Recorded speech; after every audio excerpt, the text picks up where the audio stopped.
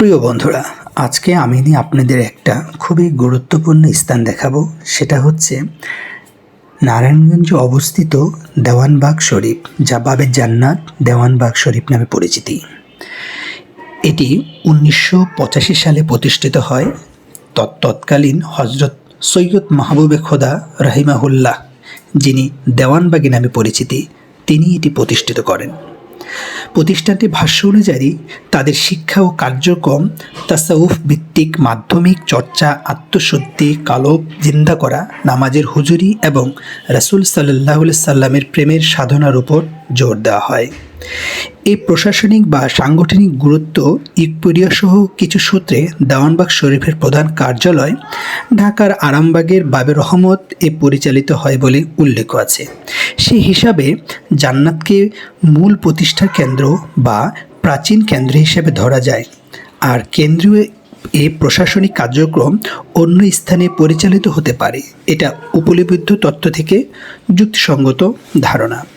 সম্প্রতি প্রসঙ্গ, 2024 সালের সেপ্টেম্বর মাসে নারায়ণগঞ্জ মদনপুর এলাকায় অবস্থিত বাবে জান্নাত দেওয়ানবাগ শরীফে হামলা, ভাঙচুর, লুটপাট ও অগ্নিসংযোগের খবর একাধিক সংবাদ মাধ্যমে প্রকাশিত হয়েছিল।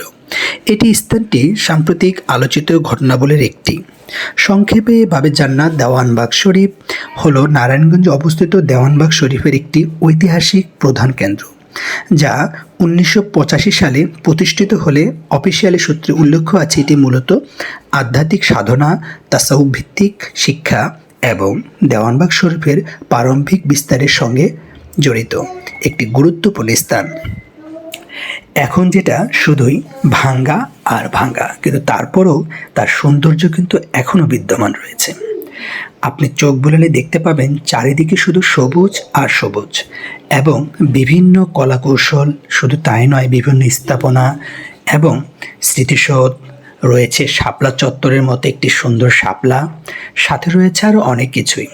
এটি একটি খুবই সুন্দর স্মৃতিস্রোত। সাথে রয়েছে কিছু ঘোড়া, তারপরে রয়েছে একটি শহীদ মিনার, পাশেই রয়েছে একটি বিশাল বড় আমের বাগান, যা আপনি চারিদিকে শুধু সবুজ আর সবুজে দেখতে পাবেন। দেখুন, দেখতে পাচ্ছেন কত সুন্দর এই দিক নির্দেশনাগুলো। চারিপাশে দুই পাশে রয়েছে বিভিন্ন কিছু, যেন এক অন্যরকম অনুভূতি এই জায়গাটায় আসলে পাওয়া যায়। এখন শুধু সেটা পাখির কিচিরমিচির ডাক। এই জায়গাগুলোর মধ্যে বিভিন্ন জায়গা থেকে গরু, ছাগল নিয়ে আসতো এবং এই গরু ছাগলগুলো এখানে বেঁধে রাখতো এবং এই জিনিসগুলোতে পানি এবং খাদ্য দেওয়া হতো, যা পরবর্তীতে গরুদেরকে জবাই করে সেটা সিন্নি হিসাবে ব্যবহৃত। তো আজ এই পর্যন্তই, ভালো থাকবে।